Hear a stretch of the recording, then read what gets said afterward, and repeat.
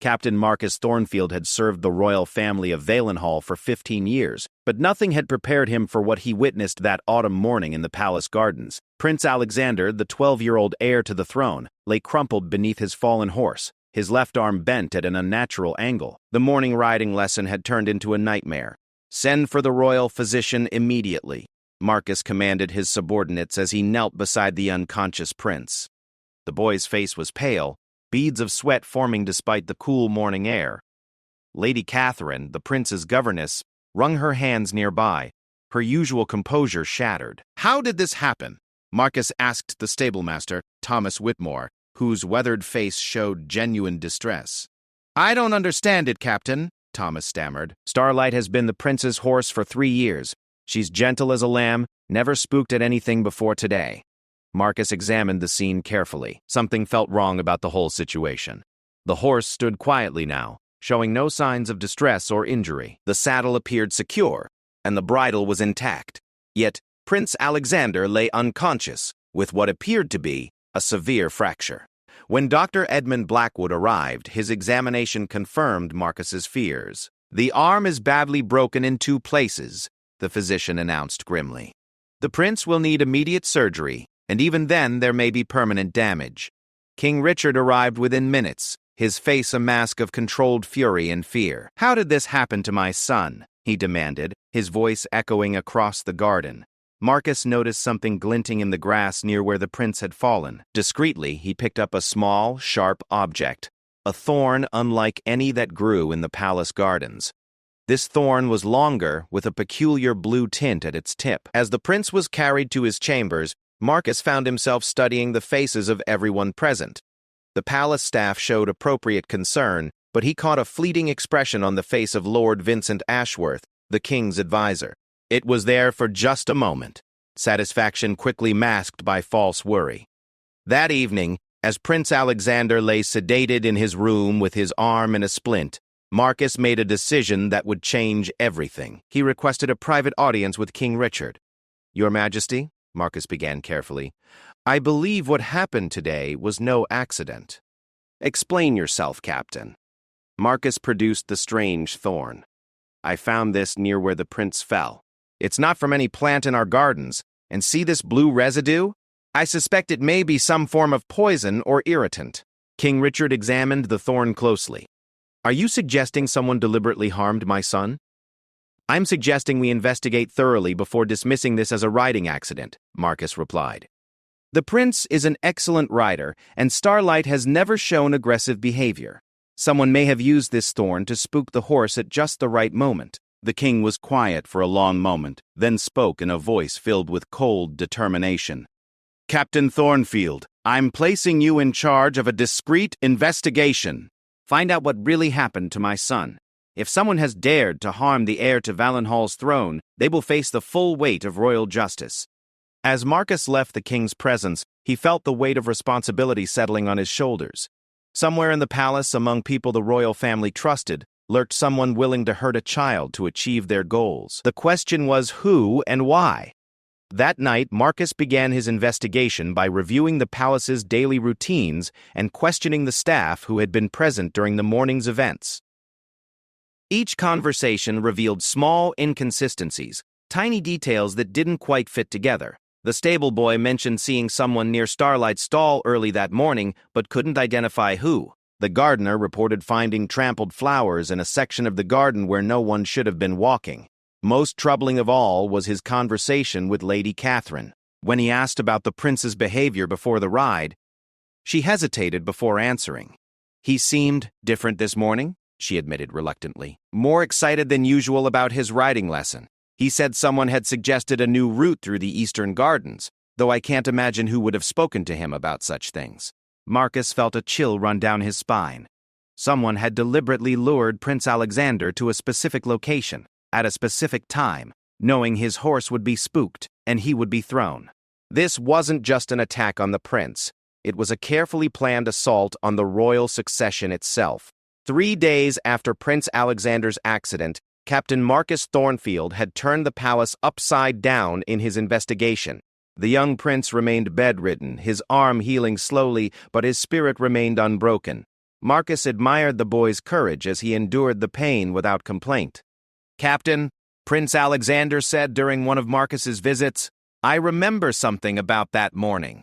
Just before starlight threw me, I heard a strange whistle. It wasn't like any bird call I've heard before." This detail sent Marcus's investigation in a new direction. He spent hours in the palace archives researching any historical attempts on the royal family and studying the backgrounds of current palace residents. What he discovered made his blood run cold. Lord Vincent Ashworth, the king's trusted advisor, had substantial debts to foreign merchants. More concerning, his younger brother lived in the neighboring kingdom of Drakmore, where tensions with Valenhall had been rising for months. Marcus also learned that Thomas Whitmore, the stable master, had recently received a significant sum of money, supposedly from a deceased relative.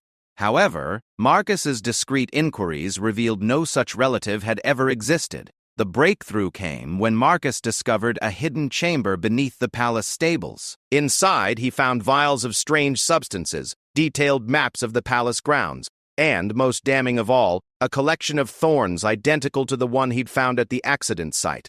"Sir Gareth," Marcus called to his most trusted lieutenant, "I need you to place both Lord Ashworth and Thomas Whitmore under discreet surveillance. Don't let them know they're being watched." Meanwhile, Marcus arranged for a specialist from the capital to examine the thorn and the blue substance coating its tip. The results confirmed his worst suspicions. It was a rare toxin that caused temporary paralysis in horses when introduced into their bloodstream. That evening, Marcus made another disturbing discovery. While reviewing the palace's correspondence records, he found that Lord Ashworth had been sending coded messages to contacts outside the kingdom.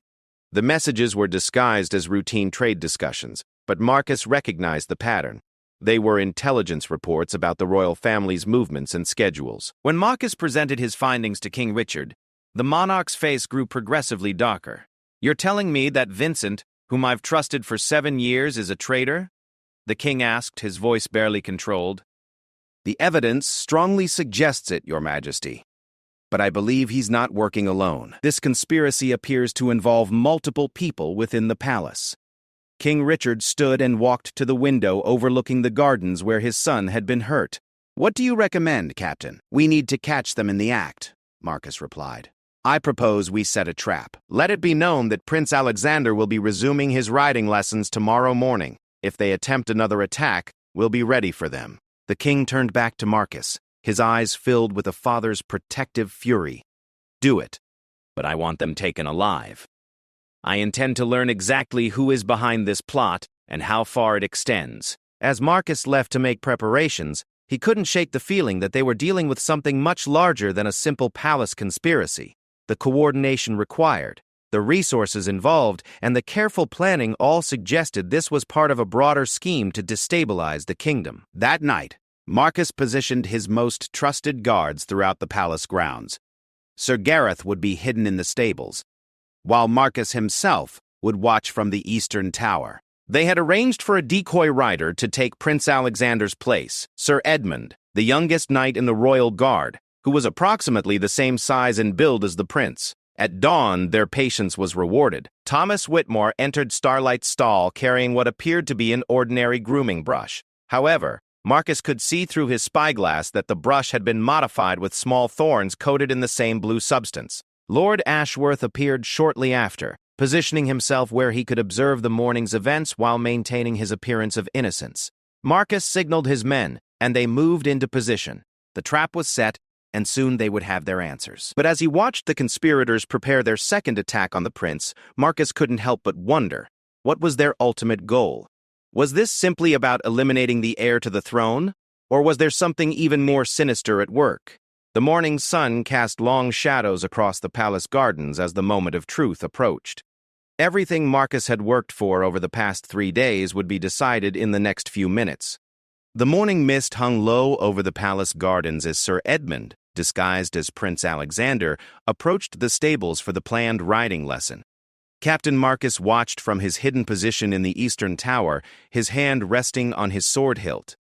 Every muscle in his body was tense as he observed the scene unfolding below.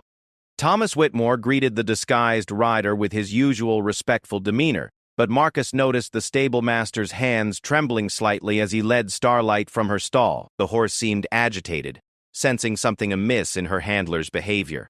"Remember," Marcus whispered to himself, reviewing the plan, "we need them to reveal their full conspiracy before we act." Sir Edmund played his part perfectly, chatting naturally about the weather and expressing enthusiasm for exploring the Eastern Gardens route that had been suggested to Prince Alexander. Marcus watched as Thomas's face grew pale at the mention of the specific route. Lord Ashworth appeared right on schedule, strolling casually through the garden as if taking his morning constitutional. He positioned himself with a clear view of the riding path while maintaining his appearance of disinterested observation. The moment came when Thomas began saddling Starlight. Marcus observed through his spyglass as the stable master discreetly ran the modified brush along the horse's flank, pressing the hidden thorns against her skin. Starlight's reaction was immediate. Her eyes rolled white with panic, and she began to rear and buck violently. Sir Edmund, prepared for this moment, rolled clear of the saddle and hit the ground in a practiced fall, crying out in mock pain while protecting himself from injury. Thomas rushed forward with convincing concern while Lord Ashworth hurried over from his position in the garden. "Now!" Marcus signaled his men. Sir Gareth emerged from his hiding place in the stable loft, blocking Thomas's escape route, while two more guards surrounded Lord Ashworth. Marcus himself descended rapidly from the tower to confront the conspirators directly. "Thomas Whitmore and Lord Vincent Ashworth," Marcus announced in a voice that carried across the courtyard, "you are under arrest, by order of His Majesty King Richard, for conspiracy to harm Prince Alexander and treason against the crown of Valenhall." Thomas immediately broke down, falling to his knees in the stable yard. "Please, Captain, have mercy. They threatened my daughter. I never wanted to hurt the prince." Lord Ashworth, however, maintained his composure with aristocratic disdain. "This is preposterous, Captain Thornfield. I demand to know what evidence you think you have against me." Marcus approached the advisor slowly, his hand still on his sword.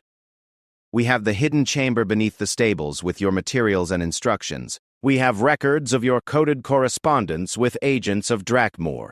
Most damning of all, we have witnessed you coordinating this second attempt on Prince Alexander's life." For the first time, Lord Ashworth's mask slipped, and Marcus saw fear flicker in the man's eyes.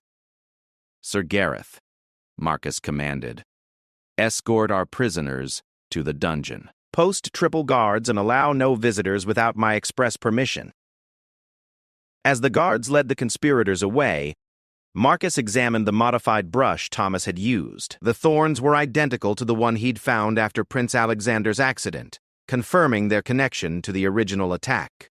But Marcus's satisfaction was short-lived. As he walked back toward the palace to report to King Richard, Sir Edmund approached him with a troubled expression. "Captain, while they were distracted by their arrest, I overheard Lord Ashworth whisper something to Thomas. He said the raven flies at midnight. Does that mean anything to you?" Marcus felt a chill run down his spine. The phrase sounded like a code, suggesting their conspiracy was larger than just these two men. If they had been operating under orders from someone else, that person would now know their operatives had been captured. "Sir Edmund, I need you to organize increased security around Prince Alexander immediately. Double the guards on his chambers and allow absolutely no one to approach him without my personal authorization." As Marcus hurried to inform King Richard of their success and his new concerns, he couldn't shake the feeling that they had won a battle, but not the war. The capture of Thomas and Lord Ashworth might have eliminated two conspirators, but it had also alerted their unknown puppet master that the palace was aware of the plot. King Richard received the news with grim satisfaction. "Excellent work, Captain. Now I want you to interrogate them thoroughly. I need to know who else is involved and what their ultimate objective is." "Your Majesty," Marcus replied carefully, "I believe we're dealing with a larger conspiracy. These two may have been following orders from someone with even greater access to the palace or higher authority." The king's expression darkened. "Are you suggesting there are more traitors among my court?" "I'm suggesting we proceed with extreme caution until we understand the full scope of this plot," Marcus answered. "The code phrase Sir Edmund overheard suggests others will know that their operatives have been compromised." That evening, Marcus began his interrogation of the prisoners. Thomas Whitmore proved to be the weaker of the two, and his story gradually emerged through tears and desperate pleas for mercy. "They took my daughter, Captain," Thomas sobbed. "Said they'd kill her if I didn't follow their instructions. I never meant for the prince to be seriously hurt, just scared off from riding for a while." "Who are they, Thomas? Give me names." "I only ever dealt with Lord Ashworth directly. But he mentioned someone he called the Swan, someone who gave him orders." Marcus felt another piece of the puzzle click into place. The Swan was clearly a code name for whoever was really orchestrating this conspiracy. But who in the palace would use such a designation? And what was their ultimate goal? When Marcus questioned Lord Ashworth, the nobleman remained defiant but let slip several crucial details. The conspiracy had been months in the planning, involved significant financial resources, and was designed to create a crisis of royal succession that would benefit Drakmore in upcoming treaty negotiations. "You're too late anyway, Captain," Ashworth sneered during their final exchange. "The damage is already done. Prince Alexander's injury has shown the kingdom that the royal family is vulnerable, and what's coming next will finish what we started." Marcus left the dungeons with more questions than answers, but one thing was clear: the conspiracy against Prince Alexander was far from over. Captain Marcus Thornfield spent a sleepless night analyzing every detail of the interrogations and reviewing the palace's security protocols. The threat of what's coming next weighed heavily on his mind, and the mysterious figure known as the Swan remained frustratingly elusive. At dawn, Marcus was summoned to an emergency council meeting. King Richard had assembled his most trusted advisors to discuss the broader implications of the conspiracy. As Marcus entered the council chamber, he studied each face around the table, knowing that their enemy might be sitting among them. "Captain Thornfield," King Richard announced, "please update the council on your findings." Marcus carefully recounted the evidence interrogations, watching for any reaction that might betray insider knowledge. When he mentioned the Swan, he noticed Lady Margaret Fairfax, the Queen's chief lady-in-waiting, shift uncomfortably in her chair. After the meeting, Marcus discreetly approached Sir Gareth. "I need you to research Lady Margaret's background and recent activities. Something about her reaction to our briefing troubled me." Meanwhile, Prince Alexander was showing signs of improvement. His arm was healing well, and his spirits had lifted considerably since learning his attackers had been captured. However, Marcus insisted on maintaining heightened security around the young prince. "Captain Marcus," Prince Alexander said during one of his visits, "I've been thinking about that morning. Lady Margaret visited me the evening before my riding lesson. She seemed very interested in my plans for the next day, asking specific questions about my route and timing." This revelation hit Marcus like a thunderbolt. Lady Margaret Fairfax had been with the royal family for 12 years, trusted implicitly by Queen Isabella. She had access to the most sensitive family information and could easily coordinate activities without suspicion. Marcus immediately began investigating Lady Margaret's background more thoroughly. What he discovered was deeply disturbing. Her family estate in the northern provinces had been heavily mortgaged to Drakmore merchants. Her younger brother held a position in the Drakmore diplomatic corps. Most damning of all, her personal chambers contained a collection of swan figurines and artwork, the perfect cover for her code name. "Sir Gareth," Marcus commanded urgently, "I need Lady Margaret placed under immediate surveillance, but she cannot know we suspect her. If she truly is the Swan, she'll have contingency plans and escape routes prepared." The challenge was gathering enough evidence to convince King Richard. Lady Margaret's position made her essentially untouchable without absolute proof of her treachery. Marcus needed to catch her in the act of betraying the royal family. That afternoon, Marcus arranged for false information to be shared in Lady Margaret's presence. He let it be known that Prince Alexander would be transferred to a more secure location in the palace's eastern wing that evening, when in reality, the prince would remain safely in his current chambers under heavy guard. The trap was set, and Marcus positioned his men throughout the palace to observe Lady Margaret's movements. If she was truly coordinating with outside agents, she would need to communicate this change in the prince's location. As evening fell, Marcus's patience was rewarded. Lady Margaret was observed entering a seldom-used tower in the palace's northwest corner. Following at a safe distance, Marcus watched as she opened a hidden compartment and retrieved a small mirror, which she used to flash coded signals toward the forest beyond the palace walls. Marcus had seen enough. With Sir Gareth at his side, he confronted Lady Margaret as she prepared to leave the tower. "Lady Margaret Fairfax," Marcus announced, stepping from the shadows, "you are under arrest for treason against the crown and conspiracy to harm Prince Alexander." For a moment, Lady Margaret's composure cracked, revealing the calculating intelligence beneath her gentle exterior. Then she smiled coldly. "You have no idea what you've stumbled into, Captain Thornfield," she said with chilling calm. "This conspiracy reaches far higher than you imagine. Arresting me won't stop what's already been set in motion." "Then tell me who else is involved," Marcus demanded. "Help us protect the royal family, and the king may show mercy." Lady Margaret laughed bitterly. "Mercy." "From the man whose kingdom has oppressed the northern provinces for decades. I serve a higher cause than your precious royal family." As Sir Gareth secured Lady Margaret, Marcus examined the hidden compartment. Inside, he found detailed maps of the palace, correspondence with Drakmore agents, and, most disturbing of all, plans for a massive assault on the palace scheduled for the following night during the Harvest Festival.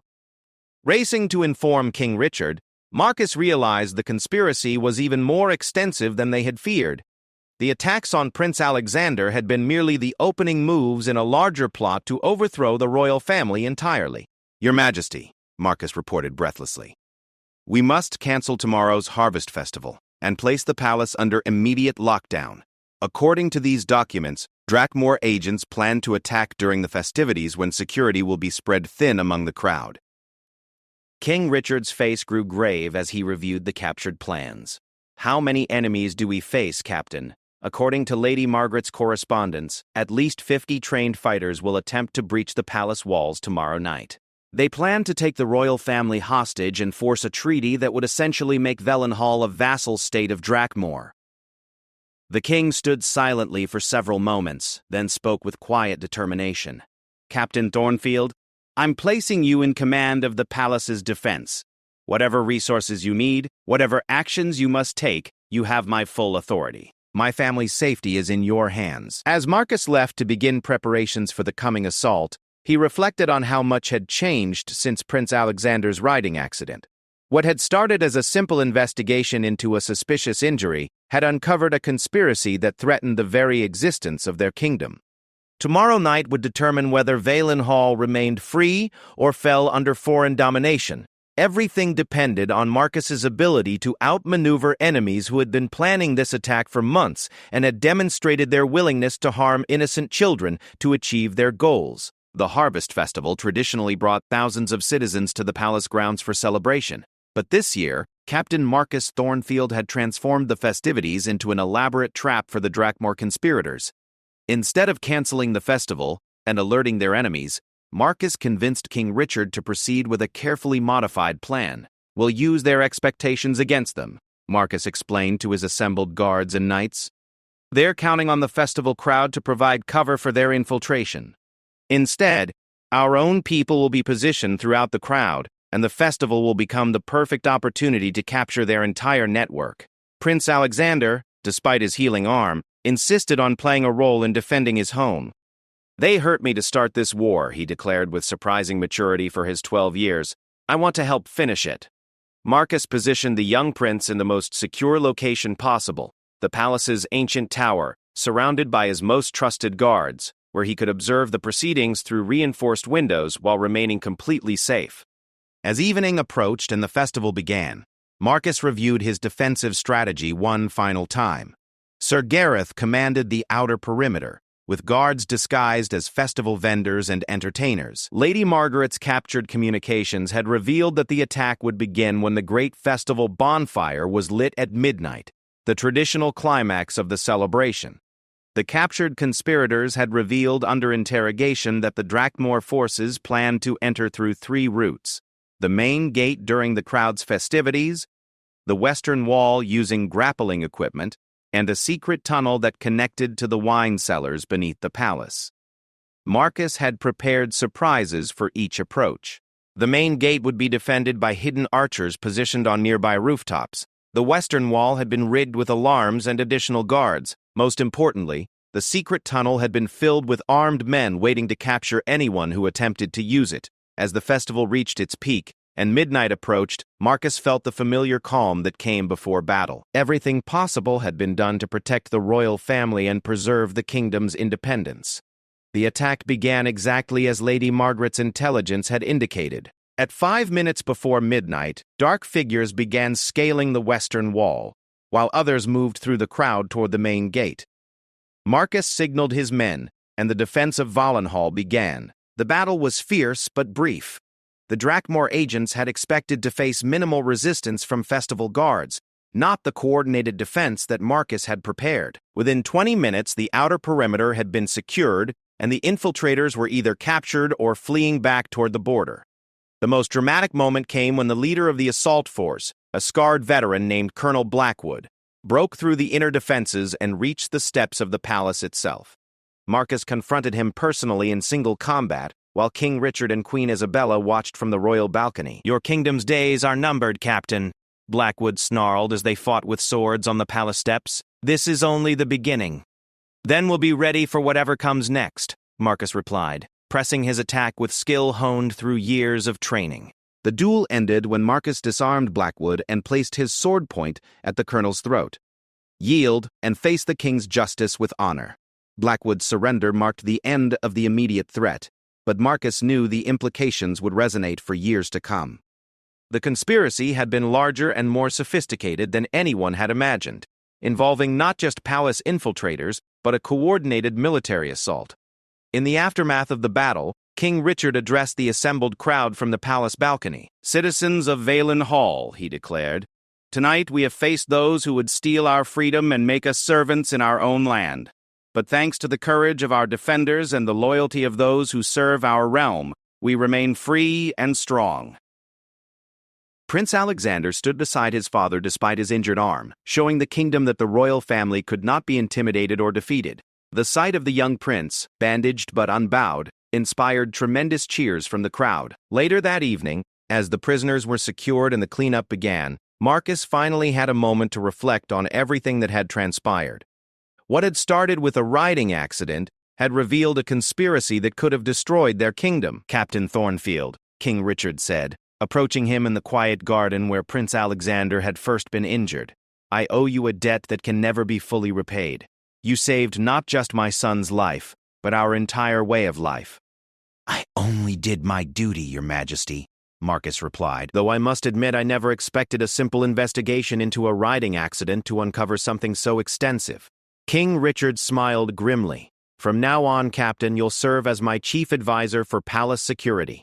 Recent events have shown that threats to our kingdom can come from the most unexpected sources." As dawn broke over Valenhall, Marcus walked through the palace grounds where the festival decorations still hung despite the night's battles. The kingdom had survived, the royal family was safe, and the conspiracy had been defeated. But he knew that vigilance would be required for years to come. Prince Alexander found him there as the sun fully rose, his arm still in its sling but his spirit clearly undaunted by everything he had experienced. "Captain Marcus," the young prince said, "when I'm king someday, I want men like you protecting our people. Last night showed me what real courage looks like."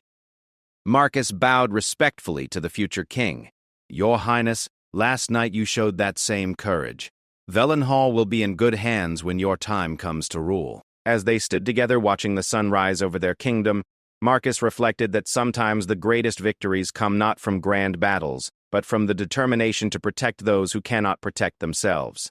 The broken arm that had started this entire adventure was healing well, just as the kingdom itself would heal from the conspiracy that had threatened to tear it apart. The story of Captain Marcus Thornfield and the royal conspiracy would be remembered for generations, but more importantly, the bonds forged through adversity would help ensure that Valenhall remained strong and free for years to come.